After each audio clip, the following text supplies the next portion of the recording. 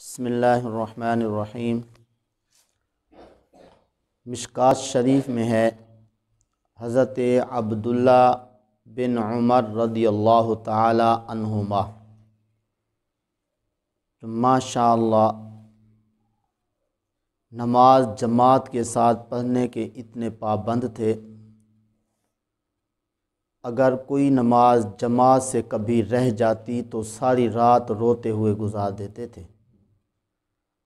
وہ فرماتے ہیں ان النبی صلی اللہ علیہ وسلم نہا ان یمشی یعنی الرجل بین المرأتین،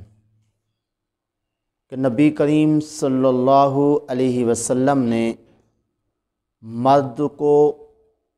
دو عورتوں کے درمیان چلنے سے منع فرمایا۔ اس حدیث پاک سے معلوم ہوا دو اجنبیہ عورتوں کے درمیان مرد کا چلنا یا گزرنا ممنوع ہے۔ اس لیے جب بھی کہیں راستے میں عورتوں کے پاس سے گزرنا ہو تو درمیان میں نہیں گزریں اور اس طرح ان کے درمیان میں نہیں چلیں،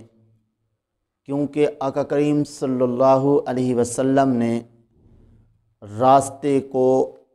تقسیم فرمایا ہے۔ فرمایا کہ عورتوں کے لیے راستے کا کنارہ ہے اور مردوں کے لیے راستے کا درمیان ہے، یعنی مرد درمیان راستے میں چلیں، عورتیں راستے کے کنارے چلیں۔ اسی لیے مشکوٰۃ شریف میں یہ بھی حدیث ہے کہ حضرت ابو سعید انصاری یعنی مالک بن ربیہ رضی اللہ تعالی عنہ، جو بدری صحابہ میں سے ہیں، یعنی جو بدر کے اندر شریک ہوئے تھے، اور یہ آخری بدری صحابی ہیں جن کا انتقال ہوا۔ وہ فرماتے ہیں آقا کریم صلی اللہ علیہ وسلم مسجد سے باہر تشریف لے جا رہے تھے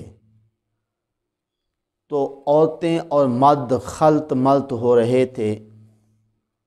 تو آقا کریم صلی اللہ علیہ وسلم نے عورتوں سے ارشاد فرمایا تم پیچھے ہٹ جاؤ، تمہارے لیے مناسب نہیں ہے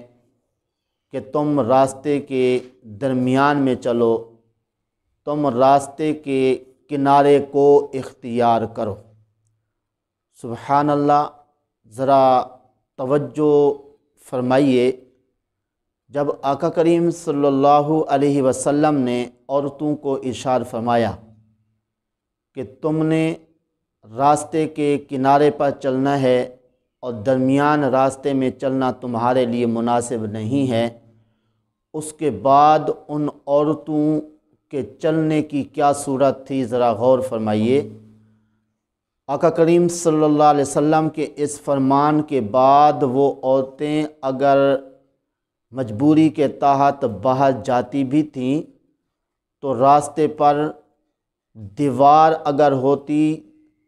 تو راستے کے کنارے پر کس طرح چلتی تھیں کہ دیوار کے ساتھ مل کے اس طرح چلتی تھیں کہ کبھی کبھار کپڑا بھی دیوار سے الجھ جاتا تھا۔ یعنی اتنا آقا کریم صلی اللہ علیہ وسلم کے فرمان پر عمل کرنے کا جذبہ، درمیان راستہ چھوڑ کر کنارے پر چلنا، اور کنارے پر بھی اس طرح چلنا کہ دیوار سے مل کر چلتی اور اس طرح ان کے کپڑے الجھ جاتے تھے دیوار سے۔ تو اس لیے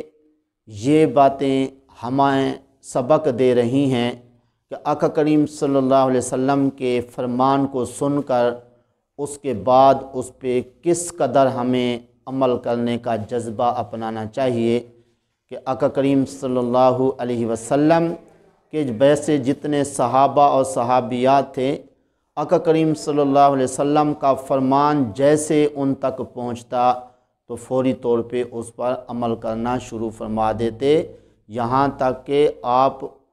आका करीम सल्लल्लाहु अलैहि वसल्लम के सहाबा का जज्बा जो आका करीम सल्लल्लाहु अलैहि वसल्लम के फरमान पर अमल करने का था, उसका अंदाज़ा नहीं लगा सकते